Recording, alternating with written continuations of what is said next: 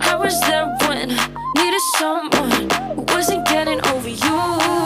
When I move to the side, when I move, call you mine, and I know what you're feeling. I'ma take you for a ride, let me take it off your mind, cause you know it's a season. And I move, and I move, and I move when I ride. Assalamualaikum warahmatullahi wabarakatuh. Perkenalkan, kami dari kelompok 3 akan membahas mengenai media pembelajaran untuk tingkat SMA.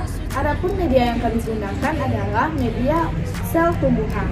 Baiklah, perkenalkan anggota kelompok kami, yaitu saya sendiri, Sintayu Lestari, dan di sebelah kiri saya ada saya Widya Agustin, dan di sebelah kanan saya ada saya Madu Regia, dan saya Radika Bilandia. Baiklah, di sini kami akan menjelaskan bagian-bagian dan fungsi dari sel tumbuhan.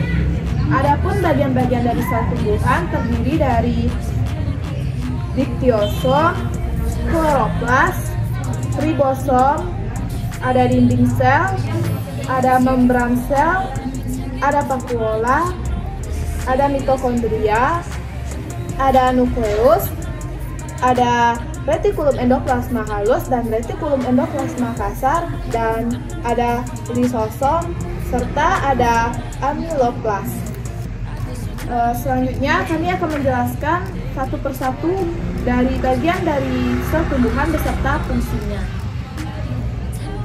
Selanjutnya saya akan menjelaskan mengenai vakuola, kloroplas, dan diktiosom. Vakuola merupakan tempat penyimpangan cadangan makanan berupa sukrosa, protein, dan juga senyawa organik lainnya dan garam-garam mineral.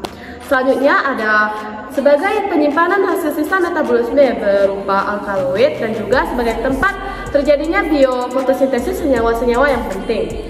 Selanjutnya ada kloroplas. Kloroplas berfungsi sebagai tempat terjadinya fotosintesis dan berfungsi juga sebagai tempat yang menyediakan tempat sehingga berlangsungnya proses aktivitas dari fotosintesis. Selanjutnya ada diktiosom. Diktiosom itu sendiri berfungsi untuk membentuk dinding sel. Diktiosom sendiri hanya terdapat pada sel tumbuhan dan tidak terdapat pada sel hewan. Selanjutnya saya akan menjelaskan fungsi dari mitokondria, retikulum endoplasma kasar, dan retikulum endoplasma halus. Mitokondria sangat berfungsi untuk sel karena sebagai tempat respirasi seluler, menghasilkan energi atau ATP dan molekul pembawa energi siap pakai. Selanjutnya, retikulum endoplasma kasar ditempati pada ribosom yang fungsinya berkaitan untuk sintesis protein. Sedangkan retikulum endoplasma halus berfungsi untuk sintesis lemak, metabolisme karbohidrat, dan juga detoksifikasi racun. Baiklah, selanjutnya saya akan menjelaskan tentang nukleus, lisosom, dan amiloplas. Yang pertama yaitu nukleus. Nukleus tersusun atas membran cairan inti, kromosom, dan anak inti. Berfungsi untuk mengatur seluruh kegiatan sel inti itu sendiri. Selanjutnya yaitu amiloplas. Amiloplas banyak ditemukan pada akar maupun batang. Amiloplas berfungsi untuk menyimpan tepung dari hasil fotosintesis. Yang terakhir yaitu lisosom.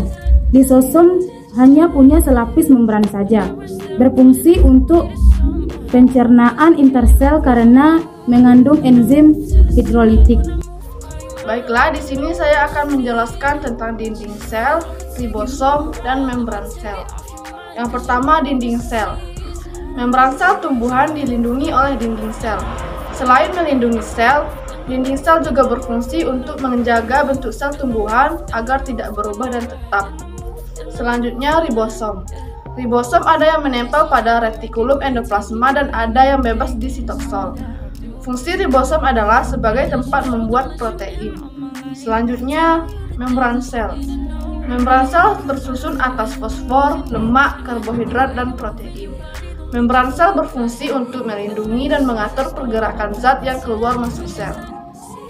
Sekian penjelasan dari kelompok kami mengenai sel tumbuhan. Semoga dapat bermanfaat bagi teman-teman yang melihat video ini. Sedikit penjelasan dari kami. Kami akhiri dengan wassalamualaikum warahmatullahi wabarakatuh.